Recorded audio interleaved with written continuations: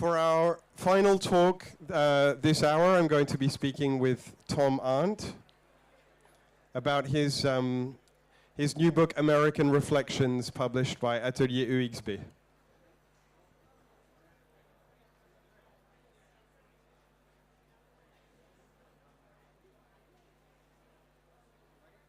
Yes. Take a seat.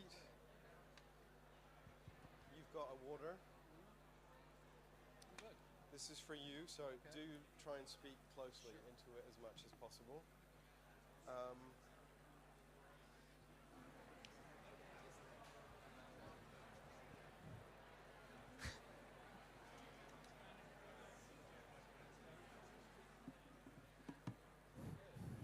Okay, please join me in welcoming Tom Arndt.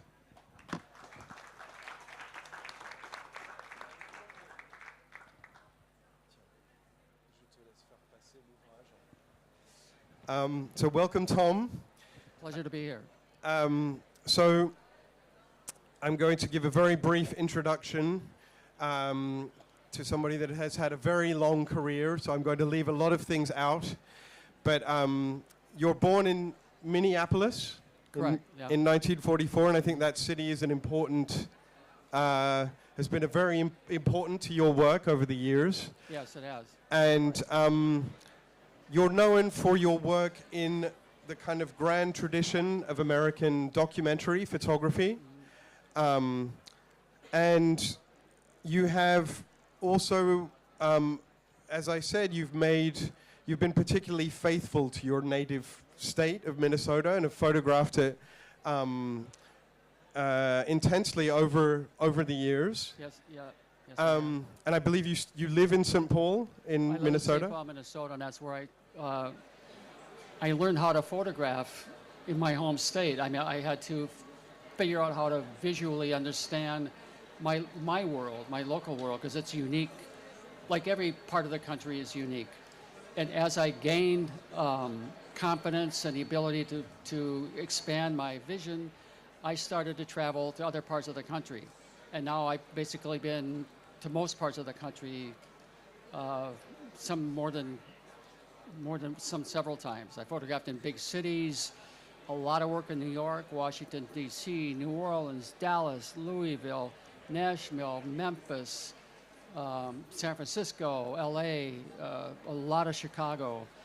But I always gravitate, when I'm not anywhere else, I always am back at home making pictures. Because, right. And so we're here to discuss your book, American Reflections, published by Atelier EXB, right. Which has just been released. Which I'm very excited and very grateful. This is a big honor for me. And I mean, as you mentioned, naming some of these cities that you've photographed over the years, and I think many of those are reflected in this book. Sorry, reflected, no pun intended. Yes. And this book brings together over 40 years of work. I think the first pictures are in 1970. Correct. And could you tell us a bit about the process of kind of condensing all of these years of pictures into this this single book? Well, it was a very collaborative process. Where I have been so fortunate is to work, and I have to say this, I have worked with a great group of people at my publisher. The publisher, I can't call him the publisher I've been privileged to work with.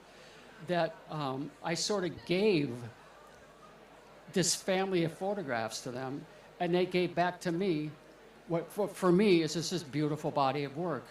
And their ability to really get inside of me and surprise me sometimes with some of this work is kind of rewarding and a teaching moment for me. Like these, I remember making that picture that was in a parking garage. That photograph, I was out in rural Minnesota, and what grabbed me is I was trying to get that windshield wiper right, blade right, to reflect that atmosphere, and also each side of the bridge was different. One was one county, and one was the other county, so the railings are not the same. And that's Sue's uncle, my wife's uncle, Bill, up in North Dakota. I did a big project for the Art Institute of Chicago in 1985, photographing farm families, because there was a humongous farm crisis where there was part of a big recession that I don't want to have to go into big detail, but it was, and that is Sue's cousin Jim, who lived in a little farmhouse on a 600-acre farm in Hazleton, North Dakota, and he's now he's a Monsignor and president of the University of Mary in Bismarck, North Dakota. Right. This is the Cowboy Bar in Jackson Hole, Wyoming. We were there in 1981. Can I ask you? Sure. Can I ask you a question about the title of the book, American Reflections, which has a kind of double meaning? Yeah. And I think one of the things that's striking in the book is your use of reflection. Here, I mean, there's an example here, but particularly using kind of shop windows in your pictures. Well, it's about inside outside, like what's inside the shop is a reflection of the owner's personality and character. Sometimes what they want to sell, but sometimes also what they're proud of, what they've collected. And then my reflection is the gaze of someone looking in, trying to make sense or respond or reflect on what's in there. Earlier, there was that couple was very famous, a couple in San Francisco. And this is, that's in Louisville, and that's in New York. That's a nice, this is 1976 in a little town of Browerville, Minnesota. Right. Okay, so. And the other thing I wanted to ask you about is one of the things that I think is striking as we watch these images kind of scrolling past is that even though they are taken in many different cities and over several decades, yes, there is a kind of continuity to them. They really feel of a piece, and I'm wondering if your process in terms of how you go out into the world and take pictures, has that sort of stayed constant over time, or do you feel that has changed as you've gone along as a photographer? I think, well, as I'm many years older than when I started, but I've tried to be consistent in maintaining my emotional connection and not including my personal opinions.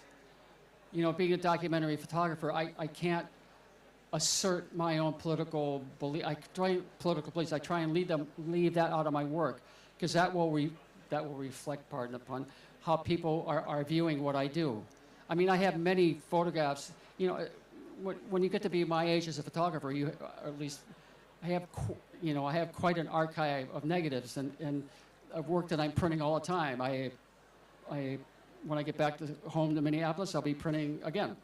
That's what I do, and then I'm shooting. But it's the process is removing work that I might be when I was younger. I was angry about something, or I just take that out of my body of work. When I photographed George Floyd, I don't know if you remember that name, but he was murdered about 2 or 3 miles from where we live, and during that time, my whole neighborhood where I grew up burned down. It was on CNN for 3 or 4 days. That was my block. And I photographed George Floyd's brother 3 days after his murder, and I did a bunch of work around that period, around that 3 or 4 days. I photographed buildings smoldering, and but it was about the process and what this meant and how this changed. It changed the world, because I saw, demonstrations in London and Paris and everywhere, from that moment. And I'm kind of going on too long here, but that's part of my process is being a witness, but being an honest witness, so that the audience can make up their own mind about what it is I'm trying to do. Yeah, and I think that sensibility really comes through in the book. I mean, you just mentioned something we exchanged by email a few weeks ago, and you told me that you're not a very digital person, right, and that you are you were heading into the darkroom to print pictures. Can you talk maybe a little bit about the printing, how important it is to you, the printing of pictures and using the darkroom? Sure. I think for me, that's part of the whole process. You know, it's one thing to process film and make good negatives, you know, make good exposures, make your focus. It's a very physical process being a film photographer. You know, there's chemistry. You have to know how to nuance chemistry so it works the best for you. How to use, you know, there's not many papers left, but the ones that are pretty great. So how to get the most out of that paper, you know, the enlarging lenses, the light source. I mean, this is just kind of a in-depth deal. I'm sure people who work digitally who use Photoshop or have a similar, it's a similar but different. I mean, the execution is what matters. And I don't have an idea. The idea is not complete until I make a print. And I'm constantly editing. I have thousands, and I have about 240,000 negatives, something like that. And so I am constantly going back and discovering new work. The thing that's important, I have never deleted anything. I have all my mistakes. Every terrible, lousy, out of focus image is all among images that are more successful. And I am so grateful that I have never deleted anything, because some of that deleted work that I would have done is in this book. So I mean, I just, I don't know what kind of statement I'm making here. I encourage you never delete anything. You know, digital files, you can store everything, right? I mean, so I would just, because you might have made a picture now that 5 years down the road, oh yeah, I think I was a little ahead of myself there. So anyway, I digress, which I usually do. And it's a lot easier to store 240,000 digital pictures than it is 240,000 negatives. I'm sure. Yeah, I have 40 boxes of negatives. And I mean, I imagine that, you know, this is in a sense a kind of portrait of America. Yeah. Not at a specific moment in time, No. like unlike Robert Frank's The Americans that is set in a specific period. You span many different years, but you spoke about the process of working with Atelier XB on, you know, selecting these images. When you kind of had this edit, is there something that jumped out at you about America that you know you saw in these pictures? Something about the country, or that you maybe revisiting images that you hadn't seen in many years? Natalie gave me more of an affection for my own country, which is really kind of powerful for me. So I'm so grateful. That's wonderful. So we are... And mundane pictures like this. I mean, these are just, they're just trucks, but they have meaning. You know, without them, we don't have anything, basically. Because anyway, so, and that's what feeds us. You know, and farmers. You know, I mean, that activity is what is part of the process. Like the farmers in France or in Germany or Poland or what, you know, it's everybody's doing the same kind of business. And it's all a big circle, you know, that we all need everybody. Yeah. And there's one picture, I don't know if it'll come back. It was, my friend Sarah Meiser wrote a little essay for the book, and it was based around a picture called Lucky Strikes Again. And it's a picture that somewhere here. And it's really kind of beautiful. And these were farmers on strike. And the farmers for a moratorium, this is not a long time, in 1985 to stop farm foreclosures for 1 year, because they could not make a living, and so many farms are being foreclosed on, and a lot of farmers were depressed. There was a gigantic increase in suicides because farmers could not make a living. They could not provide, because anyway, I'm going on too long. I'm sorry. No. We are very limited in time, Yep, so I want to give I'll people stop. an opportunity to... Is there anybody that has a question in the audience that they would like to ask Tom? Fantastic. We good? I have one more question for you, which is, you know, in Europe, we we don't really know Minnesota, Minneapolis so well. And I discovered through reading the text in this book that it is a major photographic city, in that there have been some of the most important figures in photography.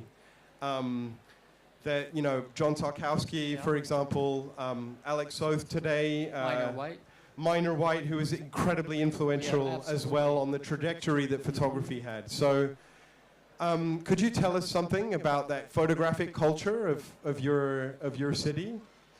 Well, I think our city has changed a lot from what it used to be, but when John Tarkowski had a job at the Walker Art Center in Minneapolis, it's a big it was a regional art museum, and he really loved the landscape of Minnesota and the industry of the people. I mean, Minnesota, like America, is a nation of immigrants. Even though it's 200 years later, we still are a nation of immigrants. And we are all celebrating our ethnicness every summer. And John Tarkowski did a book called The Face of Minnesota, like in 1958, which got him a job ultimately to be the curator of photography at the Museum of Modern Art. And he created a new kind of language to write about photography. If you go back to New Documents, an exhibition he did with Diane Arbus, Gary Winogrand, and Lee Friedlander in 1967, that changed photography. We are all influenced by that exhibition. Then there's been a lot of other photographers whose names you don't know that have come from Minnesota. But it's about the variety of culture there. You can be in a big city and 15 minutes later you're in a prairie. So it's real diverse. And we have Bob Dylan and Prince. That's not a bad claim to fame as well. No, it's pretty good. I'm afraid that's all we have time for, but Tom, thank you so much again. My pleasure. Thanks for letting me talk to you guys.